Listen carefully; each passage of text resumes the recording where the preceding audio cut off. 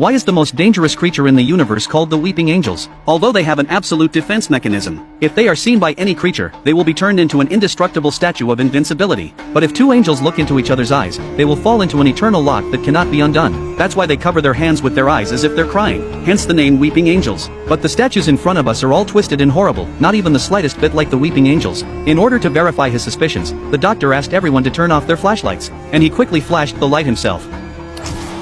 Sure enough, the moment the light went out, all the statues around them moved. The people were so scared that they didn't know what to do. They had intended to hunt the angels, but in the blink of an eye they became the prey of the other side. They had no choice but to stare at the statues in front of them. When the doctor looked out anxiously, he was shocked to find more angels approaching them. Luckily, these angels were moving slowly. They couldn't get to them for a while. Clearly, the angels have been starving here for hundreds of years. Without energy, they can't even maintain their basic angelic form. At that moment, the doctor suddenly realized the crash of the escort ship was not an accident. It was a plot by the angels to rescue their companions. The purpose was to awaken all the angels through the energy leaking from the ship. Seeing the seriousness of the situation, the colonel called for other soldiers to join him and evacuate. However, not surprisingly, all the soldiers sent out have been killed by the angels on the spot, but as expected, all the soldiers were killed by the angels on the spot. It seems that their way out has been blocked by the angels. So they decided to escape from the wreckage of the ship. While they were running for their lives, Lisa stopped dead in her tracks. Her hands had turned to stone and she was gripping the wall. The doctor realized that Lisa had probably been staring into the angel's eyes for too long,